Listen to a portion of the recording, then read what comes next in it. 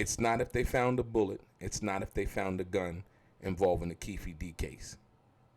The thing that they're looking for that would send Keefe D to prison is inconsistency. Let me explain it to you. Let's get into some of this straight game. Blackjack. Life is like playing cards. It's not what you dealt, but how you play it.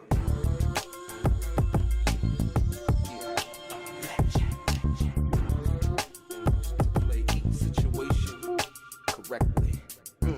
I remember they used to laugh at a brother. Welcome back, guys. Welcome back. It's your boy DELRAY, Richardson, platinum artist, platinum songwriter, Straight Game TV. Thank you for tuning in. I appreciate your time. Do me a favor. Hit the thumbs up button notification. Also, if you have not subscribed to the channel, please do so.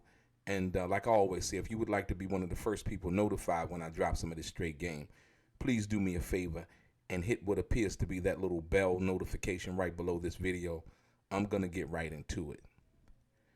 Ladies and gentlemen, as we've seen, there's been a lot of rumblings, controversial statements, videos, some offering actual interesting information, but a lot of videos basically just following behind what other people are saying, right?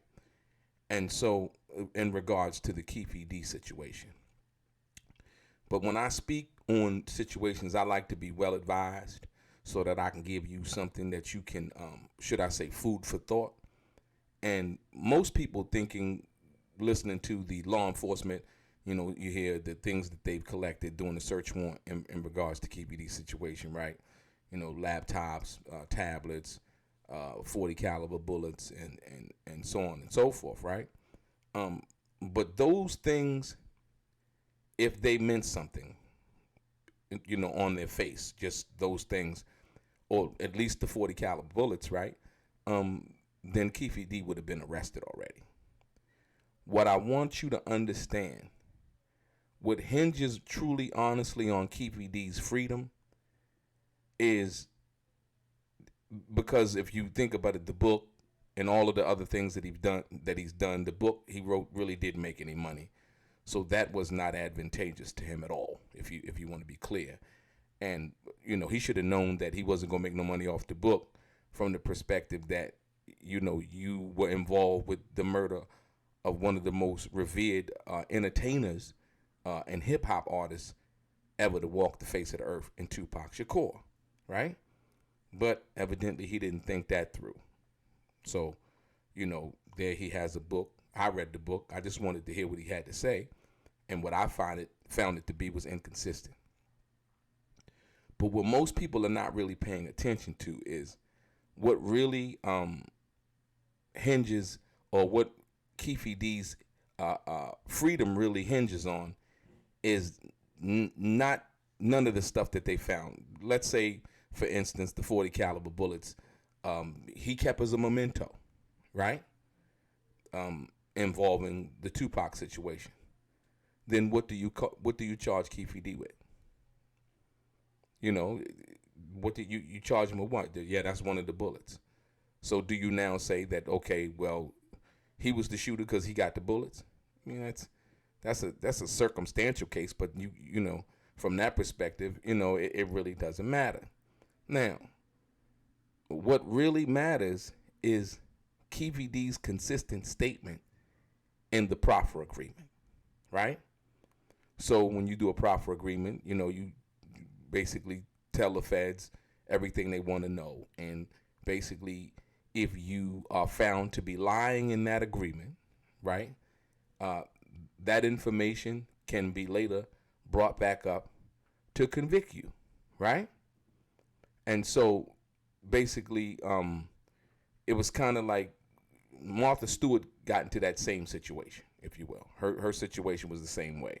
Martha Stewart basically doing the proffer agreement, you know, she had told, you know, the feds some things and you know, made statements and so on and so forth. And then she was basically found later, she was found guilty of 4 counts of obstructing justice and lying to investigators. And she served 5 months in prison.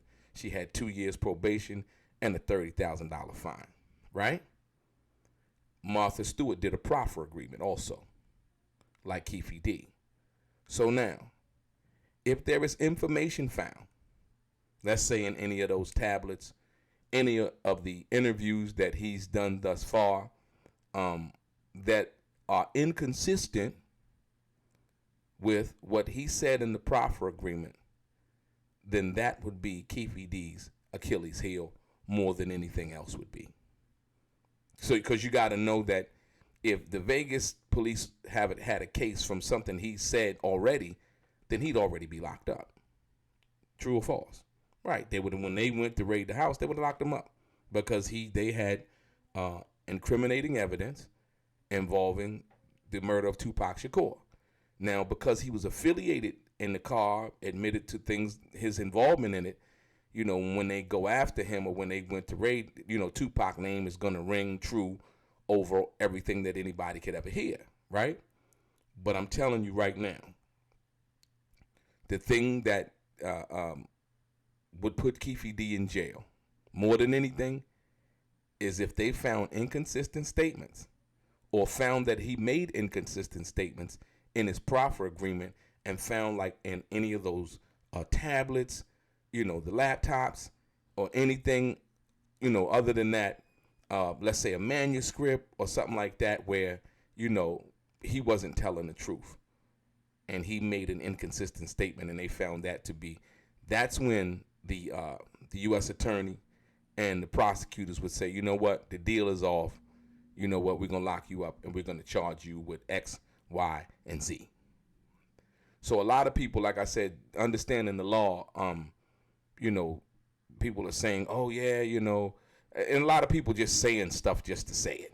You know, they don't have no understanding of the law, how the law works, you know, how proffer agreements work. You know, most people know what immunity is. You know, basically immunity.